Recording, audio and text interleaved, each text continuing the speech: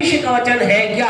What is the word of God? दूसरा कुरिन्थियोस का दूसरा अध्याय उसके 14 चैप्टर का वर्ष को हम पढ़े। दूसरा कुरिन्थियोस का दूसरा अध्याय उसके 14 वचन को हम निकाले।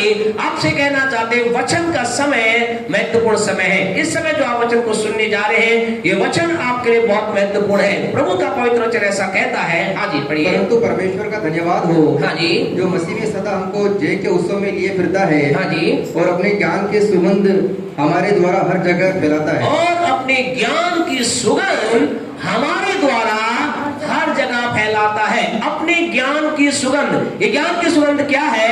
पर प्यारे परमेश्वर को अपना ज्ञान यानी कि परमेश्वर का वचन। परमेश्वर का वचन क्या है? परमेश्वर के वचन में एक सुगंध पाई जाती है। देयर इज एक अलग प्रकार की स्मेल, कह सकते हैं सुगंध। परमेश्वर का क्या है? परमेश्वर का वचन खुशबू देने वाला है। क्या देने वाला है? खुशबू देने वाला है परमेश्वर के। और आपसे कहना चाहते हैं यहाँ प्रभु के लोग क्या कह रहे हैं? और हमारे द्वारा का मतलब आपके और मेरे द्वारा, हर बोलने वाले द्वारा। यहाँ प्रभु का दास कह रहे हैं और हमारे द्वारा अपने ज्ञान की सुगंध हर जगह फैलाता है। आपसे कहना चाहते हैं आज जो वचन सुनने जा रहे हैं, जो प्रभु का वचन सुनने जा रहे हैं, ये वचन क्या है? ये वचन एक खुशबू है, ये वचन एक सुगंध है, ये वचन एक ऐसी खुशबू है, एक खुशबू है जो हम क्या करते हैं? हमारे शरीर पर लगाते हैं, बढ़िया लगाते हैं। और ऐसा लगता है, क्यों लगाते हैं? क्योंकि दूसरी खुशबू ना आए, है ना। उस दूसरी खुशबू को दबाने के लिए हम एक अलग खुशबू लगाते हैं ताकि जब किसी के सामने गुजरे तो उन्हें क्या आए? वाह, वो क्या, वाह क्या शानदार, कौन सा है? कई बार हम पूछते हैं कौन सा है, और कई बार भी लोग पूछते हैं आजकल क्या चल रहा है, तो बोलते हैं हमारे यहाँ तो प्रार्थना चल रही है। अरे भाई तो नहीं चल रहा हमारे यहाँ तो प्रार्थना चल रही है। तो कई बार ऐसा होता है आपके वहाँ क्या चल रहा है, तो लोग बताते हैं क्या चल रहा है, तो आपको मुझे क्या कहना है? अरे प्रार्थना चल रही है वो तो वहां चलता है। टीवी देखते हो इसका मतलब आप सीधे लोग टीवी कब से देखने लगे? टीवी में देखा करो भैया। तो क्या है, हमें समझना है ये क्या है? वचन क्या है? एक सुगंध है, एक खुशबू है। और जब जब आपके पास ये वचन आता है आप एक खुशबू को प्राप्त करते हैं, आप एक सुगंध को प्राप्त करते हैं। और आपसे कहना चाहते हैं प्यारे परमेश्वर के लोगों, ये सुगंध कहाँ जाती है? एक हमने बताया खुशबू है जो का हम अपने शरीर पर लगाते हैं, कपड़ों पर लगाते हैं। जो सूंघने वाले को जब हमारे नजदीक जाता है उससे क्या मिलता है? बड़ा सुकून मिलता है। लेकिन जो ये वचन है ये कहाँ जाता है प्यारे परमेश्वर को? ये वचन की खुशबू है हमारे अंदर प्रवेश करती है। आज जो आप वचन की खुशबू को लेने जा रहे हैं, आज जो वचन की सुगंध को आप लेने जा रहे हैं, ये कहाँ एंटर करेगी? ये आपके दिमाग में नहीं, ये आपके नाक में नहीं, लेकिन ये आपके आत्मा में एंटर करेगी। ये आपके आंतरिक मनुष्य को स्पर्श करेगी। और आपसे कहे ये बहुत जरूरी है, मेरे आपके अंदरूनी जो मनुष्य है, हमारा जो अंदर का मनुष्य है, जिसे हम आत्मा कहते हैं, इनर मैन कहते हैं, उसका हमारे लाइफ के अंतर्गत उसको सुगंधित बने रहना या उसका रिफ्रेश होना, उसके अंदर ताजगी बने रहना बहुत जरूरी है। क्यों? क्योंकि प्रभु का वचन ऐसा कहता है, नीति वचन उसका 18 अध्याय आप निकालोगे। आपसे कहना चाहते आपका मेरा जो भीतरी मनुष्य है, आपके अंदर एक भीतरी मनुष्य जिसको हम कहते हैं आत्मा। आपसे कहे आत्मा के बारे में खुदा का वचन कहता है, पढ़े 18 का 14, नीति वचन 18 का 14। हाँ, रोग में मनुष्य अपनी आत्मा से संभलता है। रोग में मनुष्य अपनी आत्मा से संभलता है। रोग क्या? अब रोग का नाम लिया गया है, लेकिन आपसे कहना चाहते जीवन के अंतर्गत जो कुछ भी एक व्यक्ति के जीवन में आता है, क्या आता है? रोग हो, निराशा हो, परेशानी हो, जीवन के अंदर हताशा हो, इन सारी बातों के अंदर व्यक्ति किससे संभलता है? यानी परमेश्वर रोग में व्यक्ति दवा से नहीं संभलता है। निराशा व्यक्ति लोगों के अच्छे शब्द से नहीं समझता है।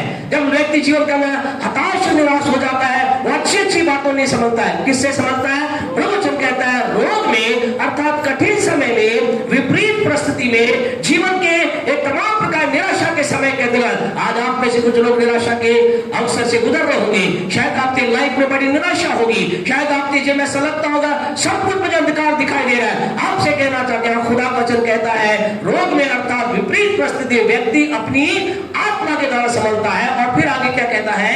परंतु जब आत्मा हार जाती है, परंतु जब आत्मा ही हार जाए, अगर एक व्यक्ति का आंतरिक मनुष्य ही हार जाए, आत्मा टूट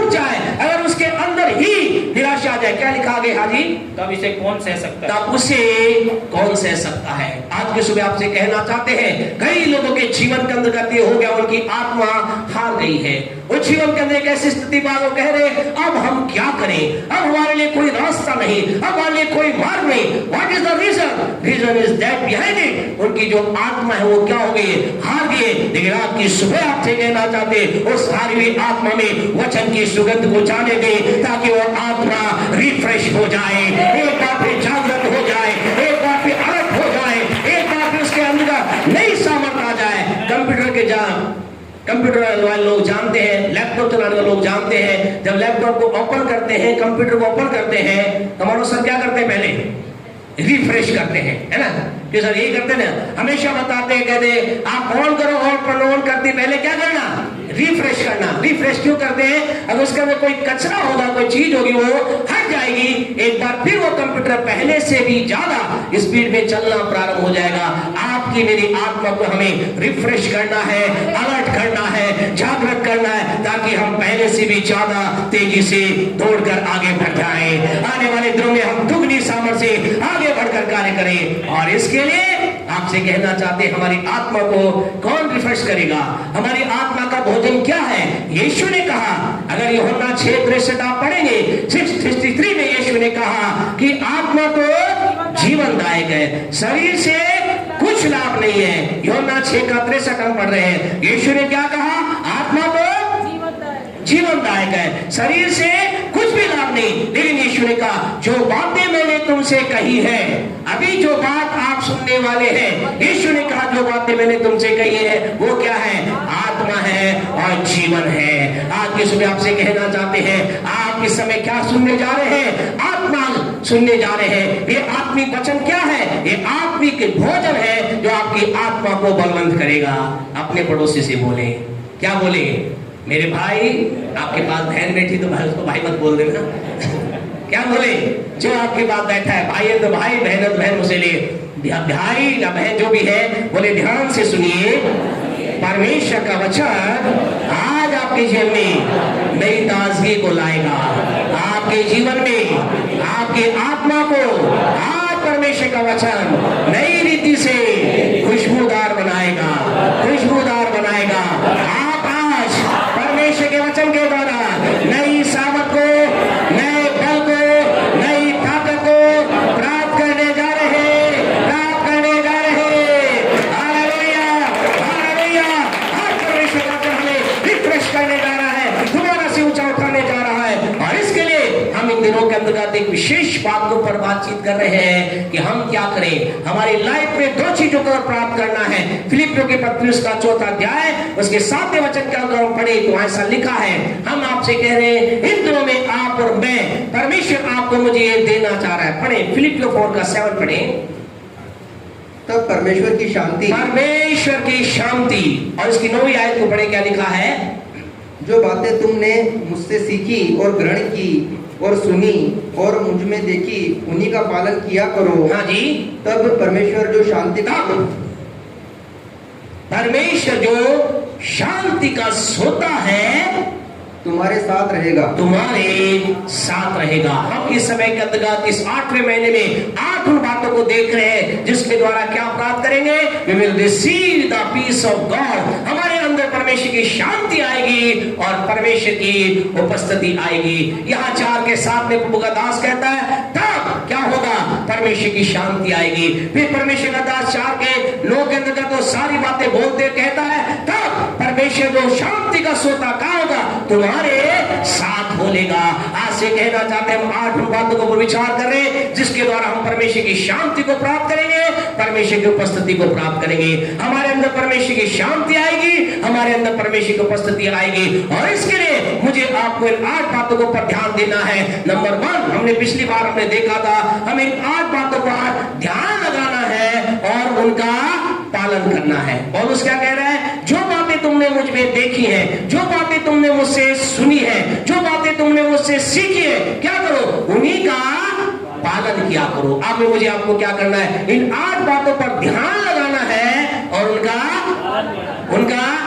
ध्यान लगाना, उनका पालन करना है। हमें ध्यान से उन्हें अपने जीवन में ग्रहण करना है और उनके अनुसार अपनी लाइफ को चलाना है। लास्ट संडे हमने एक बात को देखा था, दूसरी बात के ऊपर हम बातचीत करेंगे। कौन सी बात पर हमें ध्यान लगाना है? फिलिपियों 4:8 के अंतर्गत पढ़े नंबर 2। कल पौलुस कहता है जो जो बातें सत्य है, आगे इसलिए हे भाइयों, जो जो बातें सत्य है, हाँ जी, और जो जो बातें आदरणीय जो है, जो बातें आदरणीय है। आपसे कहना चाहते, आपको मुझे परमेश्वर चाहता है हमारे अंदर परमेश्वर की शांति, प्रभु की उपस्थिति आए। और आपसे कहें जब ये हमारे जीवन में आएगा, हम जीवन की हर लड़ाई पे जय प्राप्त करेंगे। जीवन की हर परीक्षा के अंदर हम आगे बढ़ जाएंगे। जीवन के अंदर जितनी बीमारी हो, हम चंगाई को प्राप्त करेंगे। जीवन की कोई समस्या हो, हम उससे पार हो जाएंगे, अगर परमेश्वर आपके मेरे साथ होगा। लेकिन वो होगा कैसे? इसके लिए आपको मुझे क्या करना है? अपने ध्यान को उन बातों पर लगाना है जो आदरणीय है। आदर की बात अपने ध्यान को लगाना है। आज सवाल ये है, हमें आदरणीय बात का मतलब क्या है? परमेश्वर जब कह रहा है आदरणीय बातों पर ध्यान लगाओ, तो 3 विशेष बातें प्रभु के वचन से हम बातचीत करेंगे। हमें नहीं मालूम कि तीनों बातों को हम कवर कर पाएंगे या एक बात को कवर करेंगे। अब 3 विशेष बातें हैं जिनके ऊपर परमेश्वर चाहता है हम उन बातों का आदर करें और उनको पर ध्यान लगाएं और उनको ग्रहण करें, ताकि हमारे जीवन में परमेश्वर की उपस्थिति और परमेश्वर की शांति राज करे। पहली बात जो आपको मुझे आदर करना है, first honour you and I need to do, we need to honour our God. किसका आदर करना है? किसका आदर करना है? आपको मुझे परमेश्वर का आदर करना है। दूसरा, हमें जो आदर करना है वो लोगों का आदर करना है। और तीसरा जो आदर आपको मुझे करना है, अपने स्वयं का आदर करना है। आपसे कहें ये 3 पॉइंट के ऊपर, हमें नहीं मालूम कितना हम इसको आज कवर कर पाएंगे, लेकिन आपसे कहना चाहते हैं आप अपने अंदर इस बात को दृढ़ निश्चय कीजिए। अगर आप जीवन में परमेश्वर के बड़े काम को देखना चाहते हैं, परमेश्वर की सामर्थ को आपके जीवन में अलाउ करते हैं, परमेश्वर की सामर्थ को आप चाहते हैं कि वो सामर्थ आपके जीवन में बहे, आपके जीवन के अंदर आंधी तूफान थम जाए, आपके जीवन में परमेश्वर की सामर्थ के द्वारा चीजें उलट पुलट हो जाए, बंद रास्ते खुल जाए, सामर्थ्य कार्य हो जाए, आपको मुझे अपने जीवन में पहला आदरणीय बात है वो ये है, आपको मुझे परमेश्वर का आदर करना है। परमेश्वर का आदर करना है। आप में से कुछ लोग कहेंगे पास्टर साहब हम कर तो रहे हैं आदर, और कितना आदर करें? आज हम कहें हम आदर की बात को समझे। आज कई बार लोग जीवन के अंदर परमेश्वर का आदर नहीं कर पाते। लोग जीवन में परमेश्वर का आदर नहीं कर पाने के कारण से अपने जीवन के अंदर बहुत सी आशीष को क्या करते हैं? खो देते हैं। आज आपसे कहना चाहते, let us start honour our God. आइए परमेश्वर का आदर करना प्रारंभ करें। आप कहें ना करूंगा तो क्या दिक्कत है? मैं तो परमेश्वर को जानता हूं, मैं तो परमेश्वर को मानता हूं, मैं तो परमेश्वर के बारे में पढ़ता हूं, मैं तो परमेश्वर के बारे में लोगों को बताता हूं। क्या आदर करना जरूरी है? हाँ जरूरी है। जब आप और मैं परमेश्वर का आदर करेंगे, हम अपने जीवन का परमेश्वर के डिवाइन प्लान को पूरा होता देखेंगे, अलौकिक योजना को पूरा होता देखेंगे। परमेश्वर के वचन में से हम एक व्यक्ति के बारे में आपको बताएंगे, प्यारे परमेश्वर को, जिस व्यक्ति के जीवन में क्या हुआ, उसने अपने जीवन के अंदर परमेश्वर एक बहुत बड़ी योजना, उसके जीवन में परमेश्वर का बहुत बड़ा प्लान था।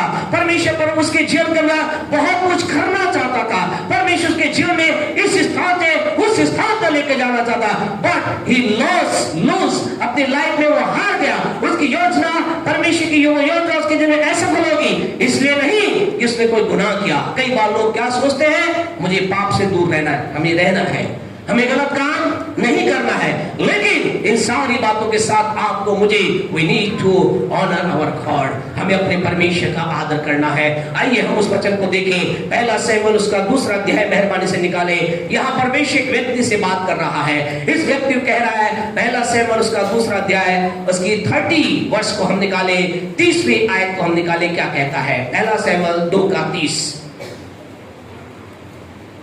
इसलिए इज़राइल के परमेश्वर यहोवा की यह वाणी है कि मैंने कहा तो था कि तेरा घराना और तेरे मूल पुरुष का घराना मेरे सामने सदैव चला करेगा। बस यहाँ परमेश्वर की क्या योजना थी इस व्यक्ति के लिए?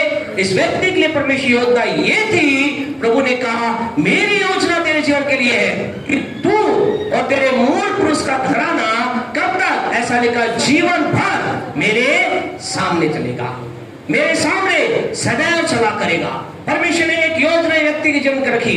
उसने कहा मैं चाहता हूं, it is my plan for your house hold, तेरे लिए और तेरे घराने के लिए, तेरे मूल पुरुष घराने के लिए मेरी योजना ये है, तू जीवन भर क्या रहे, मेरे सामने चलता रहे। प्यारे परमेश्वर, आप कहेंगे ये कौन सी बड़ी आशीष की बात है, प्रभु के सामने चलना, ये कौन सी बात है। परमेश्वर कह रहा है, ओ मैं तुझसे चाहता था कि तू तेरे मूल पुरुष का घराना जीवन में सदैव मेरे साथ बना रहे। आपसे कहे ये सब बात बहुत बड़ी आशीष की बात है।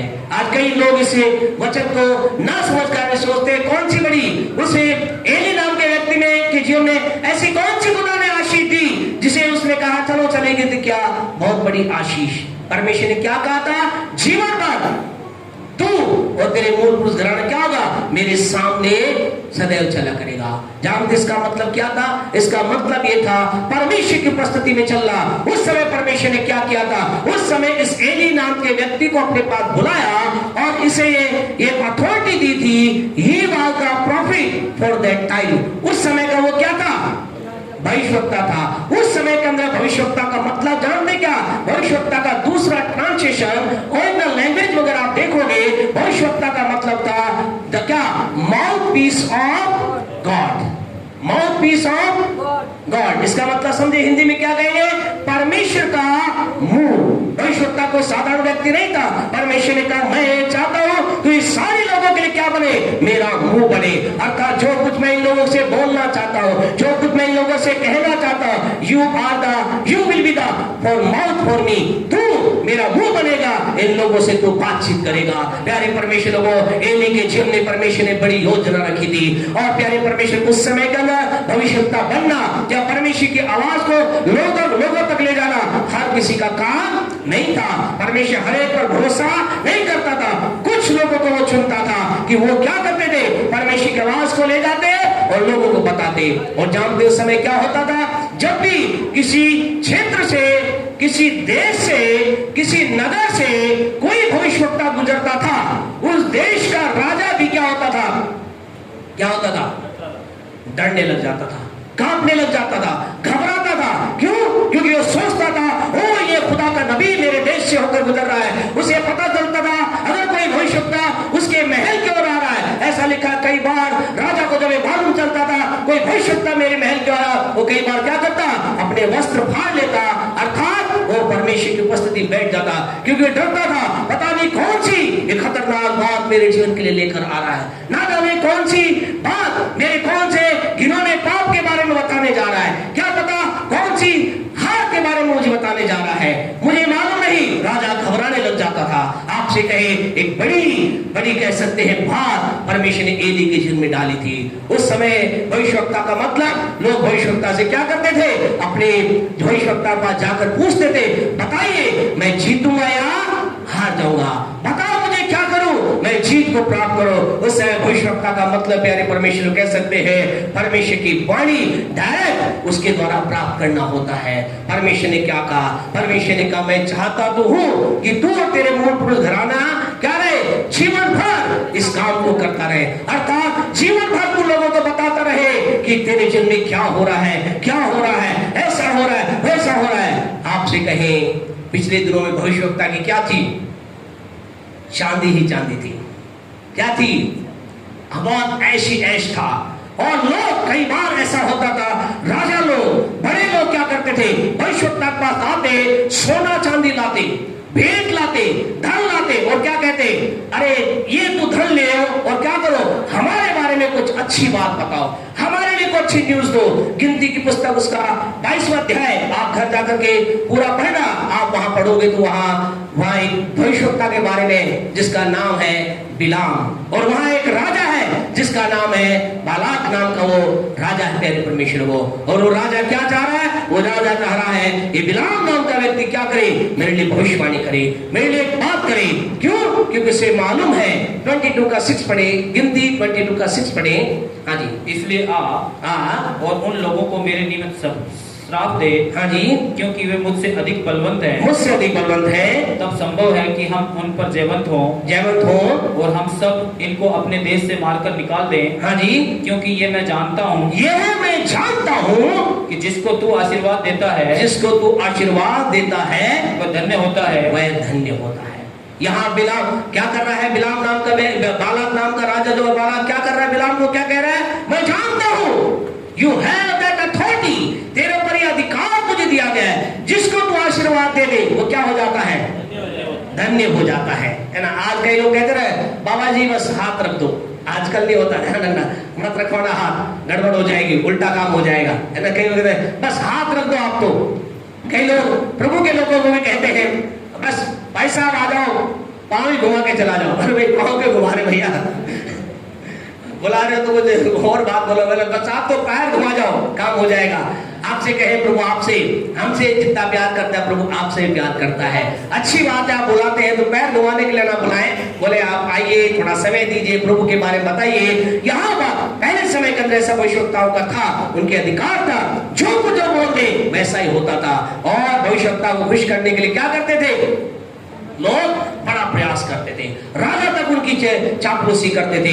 लेकिन आपको मालूम है पहला शमूएल उसके दूसरे अध्याय के अंतर्गत यहाँ प्रभु ने उस व्यक्ति को कहा था कि जीवन भर तेरे द्वारा क्या होंगे? लोग आशीष पाएंगे, तेरे द्वारा लोग ब्लेस होंगे, जो तू बोलेगा लोग प्राप्त करेंगे, तेरे द्वारा मैं लोगों से डील करूंगा, तेरे द्वारा मैं लोगों से बातचीत करूंगा, लोगों को जो कुछ कहना है मैं तेरे द्वारा डील करूंगा। लेकिन प्रभु का क्या हुआ?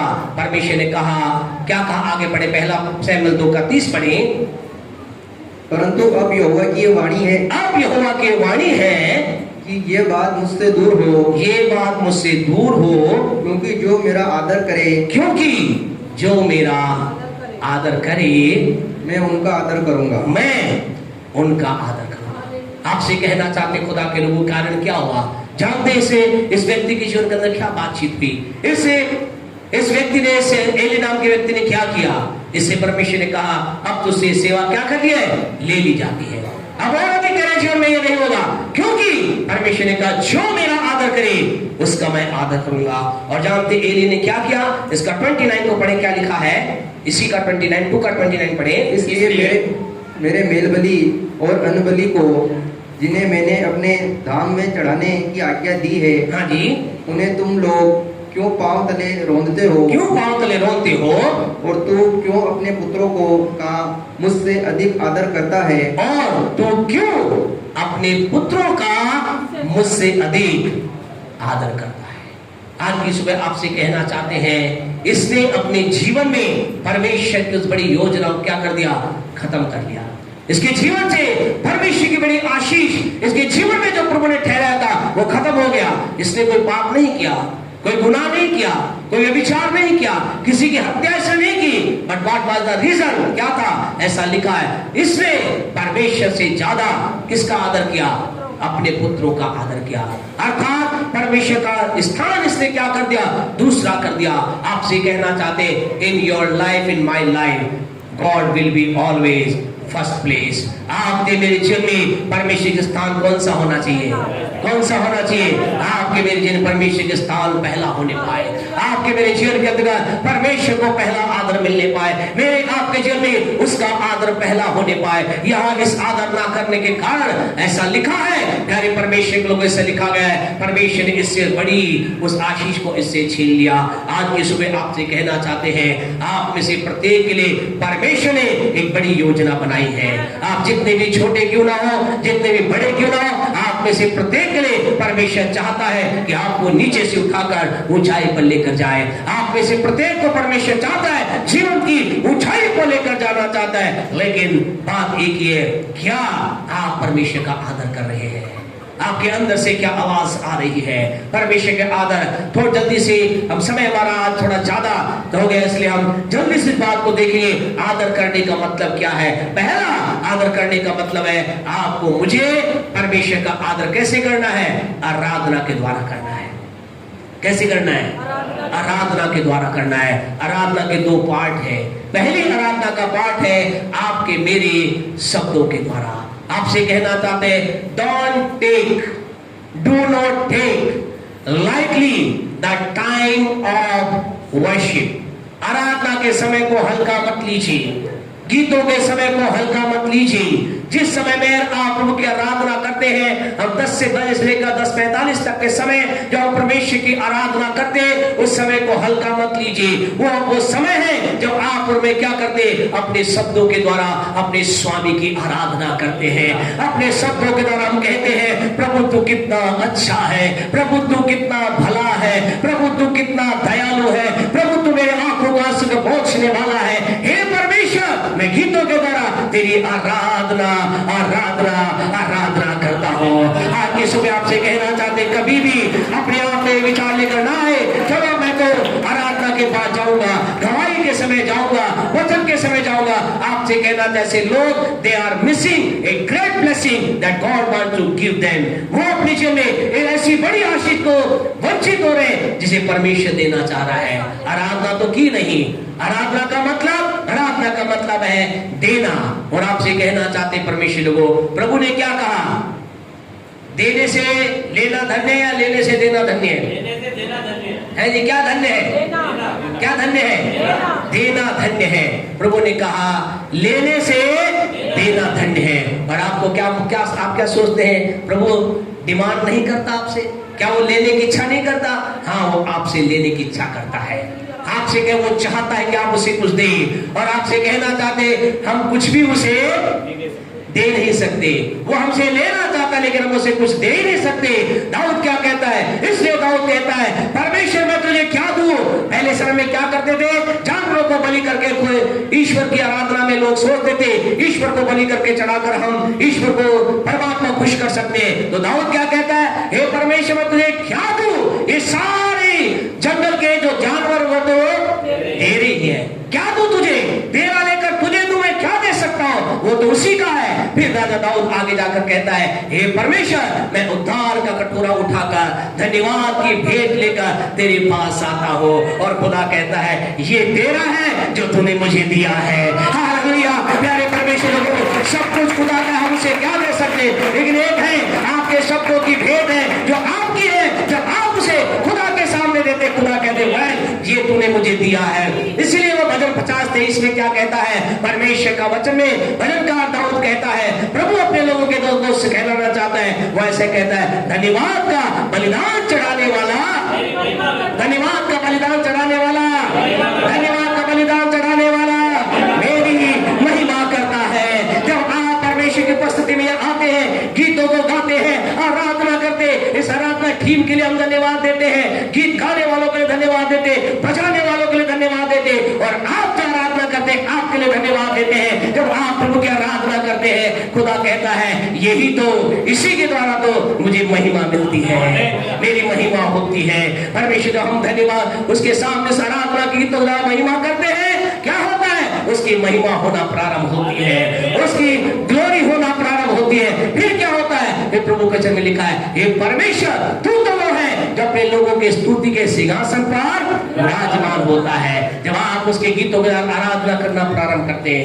आज एक भविष्यवाणी का वचन जब प्रभु की उपस्थिति में थे, प्रभु ने बताया, आज बताना चाहते हैं, वो लोग जो जीवन के अंतर्गत बहुत कठिन परिस्थिति से होकर गुजर रहे हैं, वो लोग जो जीवन के अंदर बहुत समस्या से होकर गुजर रहे हैं, वो लोग जो ये सोच रहे हैं मेरा कुछ नहीं हो सकता, आपसे कहना चाह, आने वाले 9 महीने क्यों कह रहे हैं, क्योंकि नई उत्पत्ति होने में कितना टाइम लगता है, 9 महीने। आपसे ऐसे लोगों से कहना चाहते, आने वाले 9 महीने आपसे कहना चाहते हैं 10 बजे राइट आइए, और आपसे कहना अगले 10वें महीने आपकी जो गवाही होगी, बम्पर होगी, छप्पर पार होगी, ऐसी गवाही होगी, आप कहिए क्या मेरे जीवन हो गया।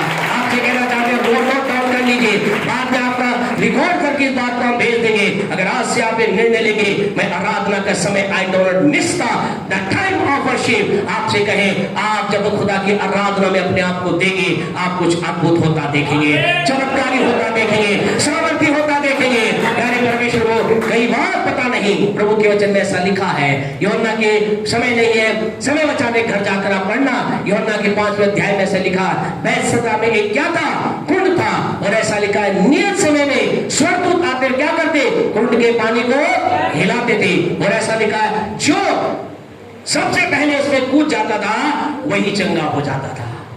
हालेलुया, वही चंगा हो जाता था। आपको पता है आज वो बैतसैदा कुंड कौन सा है? आज ये आराधना का समय है।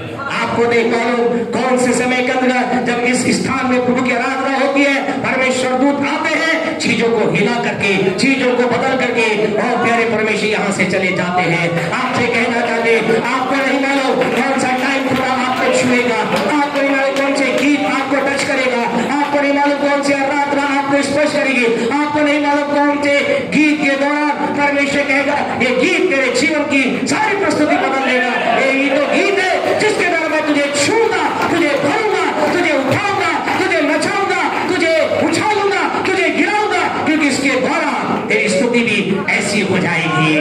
हालेलुया। आज की सुबह आपसे कहना चाहते खुदा के लोगों, आइए एक निर्णय आज ले कि मैं उसका आदर करूंगा आराधना के द्वारा। अगर ना बदले स्थिति, हम खुदा के दास होने के गारंटी दे कहना चाहते हैं बदलेगी। परिस्थिति कितनी बड़ी हो, आप लाखों कर्जदार क्यों ना, आने वाले 10वें महीने में एक नंबर याद रखना, 10 बजे आप आना। आपसे कहें आपके कर्जा लाखों का नहीं उतरेगा, हम आपको गारंटी देना चाहते आपकी जो भेंट होगी वो सबसे बड़ी होगी, सबसे बड़ी होगी, सबसे बड़ी होगी। क्योंकि जब खुदा का लोग आदर करते हैं, खुदा उनकी जीवनों को, उनकी चीजों को छूना प्रारंभ करता है, उनके परिवार को छूता है, उनके धन को छूता है, उनके फाइनेंस को छूता है, उनके बिजनेस को छूता है। और जब वो छूता है तो हम कहें खुदा के लोगों, जो चीज प्रभु के हाथ में चली जाती है क्या हो जाता है? क्या हो जाता है? क्या हो जाता है? वो चीजें भर जाती हैं। आपसे कहे 5 रोटी प्रभु यीशु के हाथ में गई, 10,000 लोगों ने खाई, फिर भी बच गई। आपसे कहे प्रभु के वचन में ऐसा लिखा है, एलीशा ने विधवा से कहा इस तेल को लेकर आ। वो तेल जिसमें से हांडी में कहे, डेगची में कहे, हम उससे किसी भी चीज पात्र में कहे, जो थोड़ा तेल था जब प्रभु के दास के हाथ में गया, ऐसा लिखा वो भरता गया, भरता गया, भरता गया, इतना भरा कि उसका इतना भरा कि उसने उस तेल को बेचा, उसका सारा कर्जा चूक गया और कर्जा मुक्त हो गई। आपसे कहा आप में से कई लोग अपने जीवन में ऐसा होता देखने जा रहे हैं, ऐसा ही आपके जीवन में होता हो देखने जा रहे हैं। आज की सुबह आपसे कहना चाहते खुदा के लोगों, हमें क्या करना है? अपने शब्दों के द्वारा अपने प्रभु की आराधना करना है। बाइबल में कितनी पुस्तकें? 66 पुस्तकें। सबसे बड़ी पुस्तक भजन संहिता सबसे बड़ी पुस्तक है। काय की पुस्तक है? क्या है? इसे कहते हैं बुक ऑफ वर्शिप, इसे कहते हैं आराधना की पुस्तक। आपसे कह रहा खुदा यही तो चाहता है कि उसके लोग ज्यादा प्रार्थना ना करें, ज्यादा कुछ चीजों चिंता ना करें, ज्यादा मेरी आराधना करें, क्योंकि आराधना में ही सब कुछ हो जाएगा। आराधना में सब कुछ हो जाएगा, आराधना में सब कुछ हो जाएगा। आपसे कहे खुदा के लोगों, परमेश्वर अपने लोगों को कहा 150 गीतों का संग्रह लिखो। अगर मेरे लोग ऐसे आराधना करेंगे, इस तरह से मेरी महिमा करेंगे, अपने जीवन में बड़े कार्य को देखेंगे। आपको मालूम है भजन संहिता के बाद कौन सी पुस्तक आती है? आपको मालूम है नीति वचन को पहले क्यों नहीं रखा? क्योंकि प्यारे परमेश्वर को बुद्धि बिना आराधना आने वाली। प्यारे परमेश्वर खुदा की आराधना करेंगे, हमारा जीवन बुद्धि से भर जाएगा, ज्ञान से भर जाएगा, प्रकाश से भर जाएगा, और उसके बाद हम जिस चीज में हाथ लगाएंगे आशीष प्राप्त करेंगे। आइडिया हमारे पास आएंगे, दिमाग हमारे पास आएगा, हमें मालूम होगा हम किससे बात करें। आप लोगों को मालूम ही नहीं, हर 5वें 6वें महीने बिजनेस चेंज कर रहे हैं, बुद्धि काम कर ही नहीं रही। कैसे करेगी? कैसे करेगी? अरे खुदा की आराधना तो करी नहीं, बुद्धियां लगा रहे हो, दिमाग लगा रहे हो, और क्या क्या कर रहे हो, पता नहीं क्या क्या तुम कर रहे हो। हम कहें कुछ होने वाला नहीं है। एक ही काम करें, बुद्धि को इधर हटा दे, आराधना करना प्रारंभ करें, और फिर क्या होगा?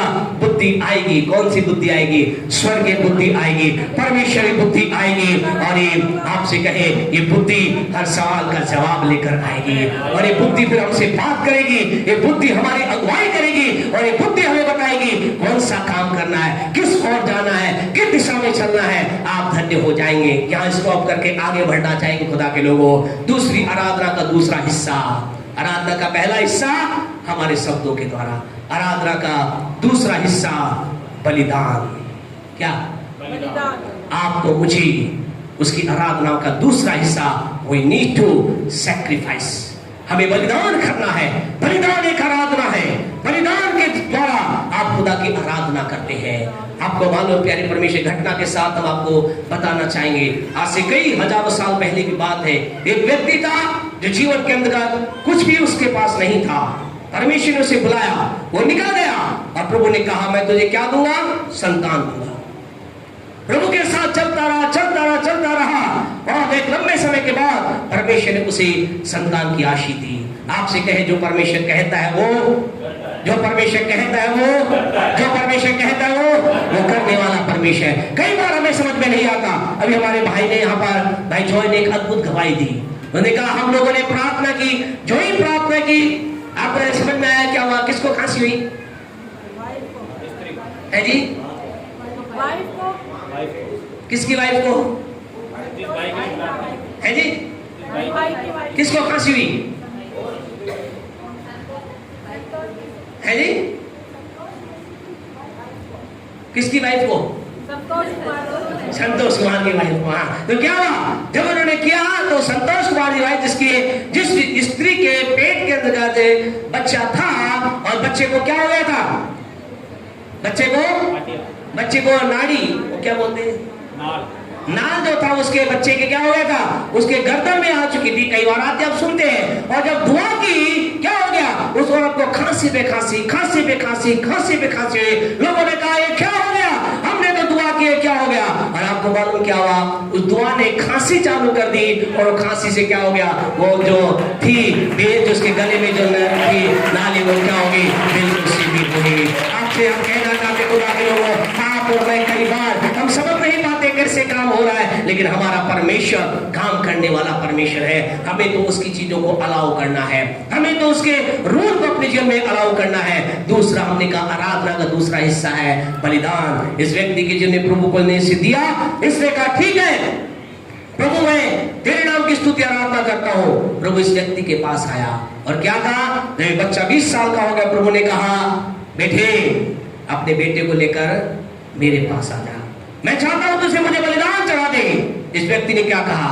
बहुत मुश्किल से मिला है, बहुत सालों मिला है, प्रभु ऐसा मत कर, और चीज ले ले, बेटा मत ले। ऐसा इसने कहा ठीक है, मैं अपना बेटा जो जिससे मैं बहुत प्यार करता हूँ, 22 अध्याय निकाल कर उत्पत्ति के, और क्या कहा उससे? जिस बेटे से मैं बहुत प्यार करता हूँ, मैं क्या करता हूँ? मैं परमेश्वर तेरी बात को मानने के लिए तैयार हूँ। और जानते हैं जब इसने अपने नौकरों से बात की, अपने नौकरों से बातचीत करते, जानते इसने क्या कहा? पढ़े उत्पत्ति के 22वें अध्याय को जब हम निकाल रहे हैं, जानते इसने क्या कहा? पढ़े 5वें आयत को, 22 का 5। और उसने हाँ जी अपने सेवकों से कहा, जान रखे, अपने सेवकों से कहा, क्या कहा? गधे के पास यही ठहरे रहो, गधे के पास ही ठहरे रहो, ये लड़का और मैं हाँ जी वहां तक जाकर और दंडवत करके फिर तुम्हारे पास लौट आएंगे। भाई क्या कहा इसने? दंडवत करके लौट आएंगे। लेकिन इंग्लिश के अंदर क्या लिखा है? हम आराधना के लिए जा रहे हैं। जानते इसने क्या कहा? आपको मालूम है इसकी गहराई? इसने क्या कहा? इसने कहा मैं मेरे स्वामी की आराधना करने जा रहा हूं और आज उस आराधना में मैं बड़ा बलिदान देने जा रहा हूं। उसने क्या कहा? उसने कहा मैं एक ऐसी आराधना करने जा रहा हूं जिस आराधना में एक बड़ा बलिदान करने जा रहा हूं, और मैं जा रहा हूं और हम लौट के आ रहे हैं। यानी परमेश्वर ने क्या कहा? उसने कहा मैं मेरे खुदा की आराधना करने जा रहा हूं और आज उस आराधना की जो भेंट है, उस आराधना में जो देना है, वो आज मेरे शब्द नहीं है। आज उस आराधना में मेरे खुदा को देना है वो मेरे वर्ड नहीं है। आज उस आराधना में जो देना है वो मेरे गीत नहीं है, वो मेरे संगीत नहीं है। आज मुझे जो उसको आराधना देनी है, अर्थात जो उसको चढ़ाना है, मेरा इकलौता बेटा है। और मैं क्या हूं? मैं आनंदित हूं, मैं खुश हूं, क्योंकि मुझे मौका मिला कि मेरे खुदा की आराधना में कुछ बलिदान के साथ मैं दे सकूं। आपसे कहना चाहते, आपकी मेरी आराधना अधूरी है अगर हमारी आराधना में बलिदान नहीं आया है। परमेश्वर को हमारी आराधना बलिदान आना है। आज परमेश्वर डिमांड कर रहा है लोगों से बलिदान की। क्या डिमांड कर रहा है? आराधना में एक बलिदान आपको करना है।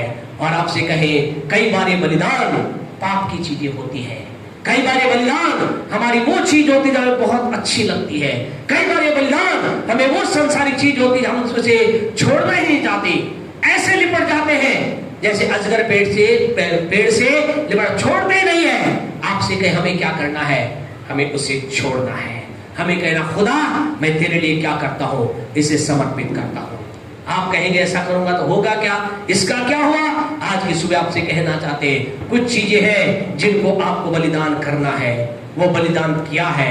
हो सकता है वो आपका गलत रिश्ता, किसी का गलत रिश्ता होगा।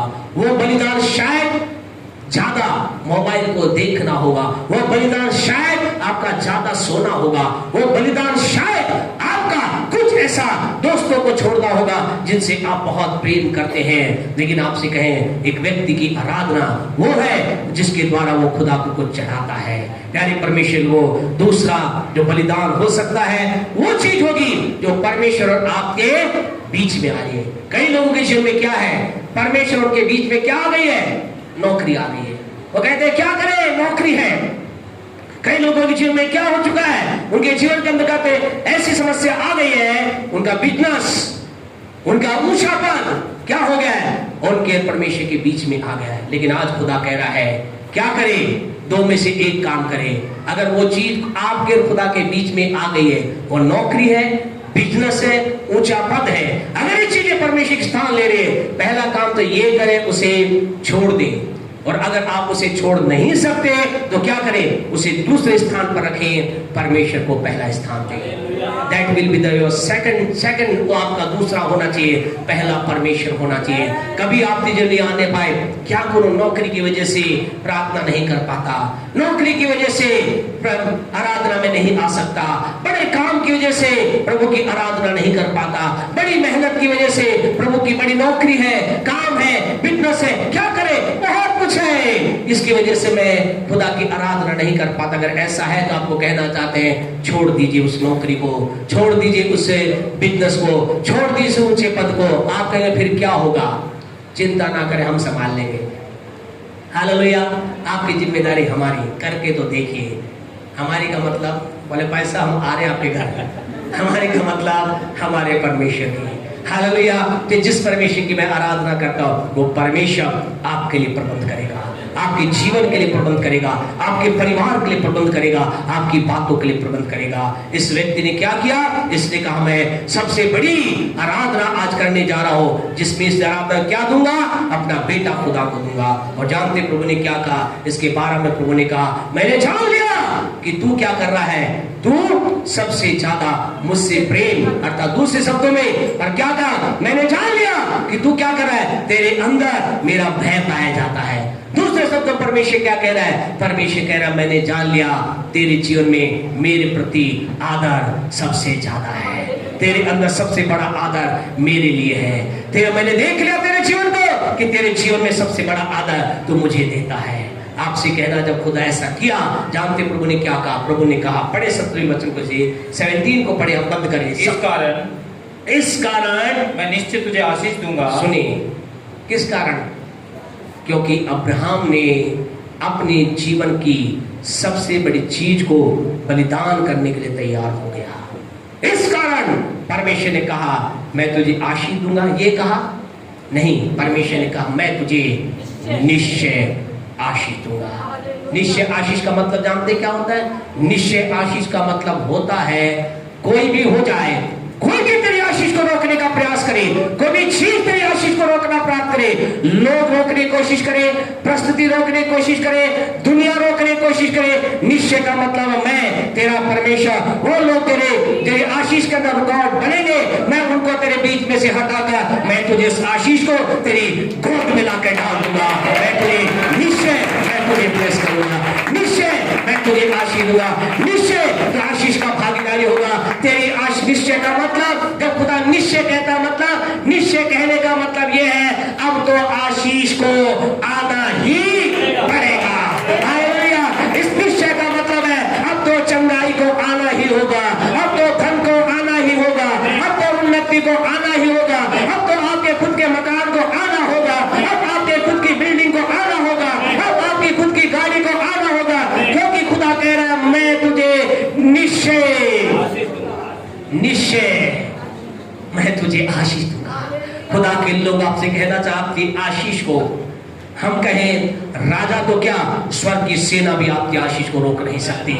स्वर्ग की सेना, नोट डाउन कर लीजिए, स्वर्ग की सेना भी एक ऐसे व्यक्ति की आशीष को रोक नहीं सकती जिसने अपनी आराधना के अंतर्गत एक बलिदान के साथ उस प्रभु की आराधना की है, जिसने ये कहा है मेरे जीवन में मेरे परमेश्वर का आदर सर्वोपरि है, उसके आदर में मुझे कुछ भी बलिदान करना पड़े।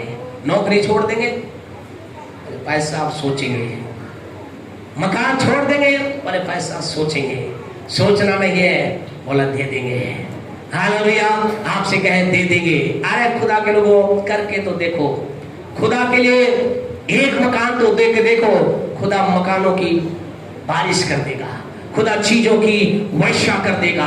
आपसे कहे आपका मेरा परमेश्वर कौन है। पिछले दिनों हम पढ़ रहे थे और हम कह रहे थे अपने आप से, अब क्या आएगा, अब ऑफरिंग बॉक्स में क्या आने वाला है, अब नोट नहीं चांदी और सोना आने वाला है। बोले आमीन। क्यों आने वाला है? क्योंकि परमेश्वर के वचन में ऐसा लिखा है, प्रभु ने कहा सोना मेरा है, चांदी मेरी है और मैं खुदा का हूँ। हाँ, किसके हैं? किसके हैं? और सोना चांदी किसका है? आपके परमेश्वर का है। तो सोना चांदी आपके पास आएगा रहेगा, और जो आपके पास आएगा वो हमारे पास तो आना ही पड़ेगा, उसे आना ही पड़ेगा, क्योंकि ये आशीष आपके पास इसलिए है क्योंकि यीशु आपका प्रभु है, यीशु आपका स्वामी है।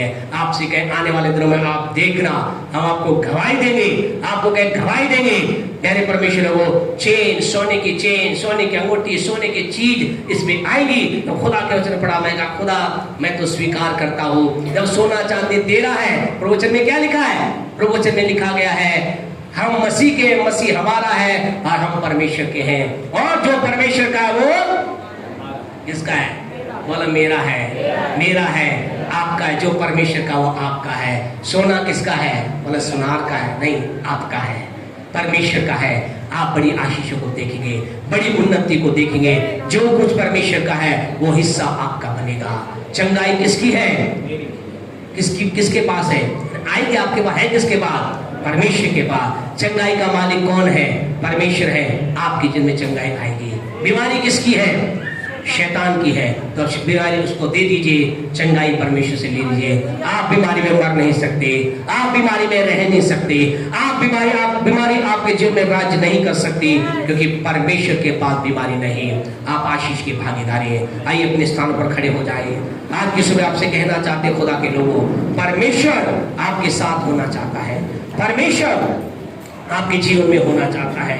परमेश्वर अपनी शांति और अपनी बस्ती आपको भरना चाहता है। और जब परमेश्वर आता है, आपको कहना चाहते खुशखबरी ये है, हमारे जीवन की सारी चीजें बदल जाती है। आज आप निराशा में आए हैं, आप आशा को प्राप्त करेंगे। आप दुख में आए हैं, आनंद को प्राप्त करेंगे। आप टूटी अवस्था में आए हैं, नई आशीष को आप प्राप्त करेंगे।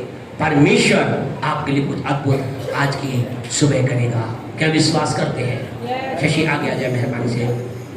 Thank you Jesus. आइए समय जब प्रभु की उपस्थिति में खड़े हैं, अपने जीवन के अंदर जांच के देखें। परमेश्वर का वचन कहता है जो जो बातें आदरणीय हैं, आज हमने आदरणीय बातों में परमेश्वर के आदर की बात को देखा। सवाल, क्या आज आपने शब्दों के द्वारा उसकी आराधना कर रहे हैं? गीतों के द्वारा क्या आप उसकी आराधना कर रहे हैं? आज क्या आपकी आराधना का हिस्सा वो प्रभु है? यदि यस तो आपसे कहना चाहते हैं, आप दूर नहीं उन आशीषों के लिए जो प्रभु ने आपके लिए रखी है। यदि आपके अंदर एक आवाज आ रही है, हाँ मैंने शब्दों के द्वारा बहुत आराधना की, लेकिन मैंने बलिदान के साथ कई बार आराधना नहीं की, मैंने कोई बलिदान खुदा के लिए नहीं चढ़ाया। आप कहेंगे बहन से तो खुदा ने कहा, मुझसे तो खुदा ने कुछ नहीं कहा। आपसे कहना, खुदा अभी आपसे कह रहा है, वो चीजें जो आपके परमेश्वर के बीच में रुकावट है उन्हें हटा दीजिए, यही आपका बलिदान है। उस चीज को दूर कर दीजिए। वो हो सकता है आपका माता पिता का बच्चों के प्रति प्रेम हो सकता है। एली ने अपने जीवन के अंतर्गत आशीष को खोया क्योंकि उसने अपने बच्चों का आदर अपने परमेश्वर से ज्यादा किया। आज कई लोग ऐसे ही हैं, वो खुदा की उपस्थिति में बच्चों को यूं ही जाने देते हैं, जाओ जैसा करें, लेकिन जब स्कूल की बात आती है तो स्कूल के अंतर्गत उन्हें अच्छा निला के धुला के शानदार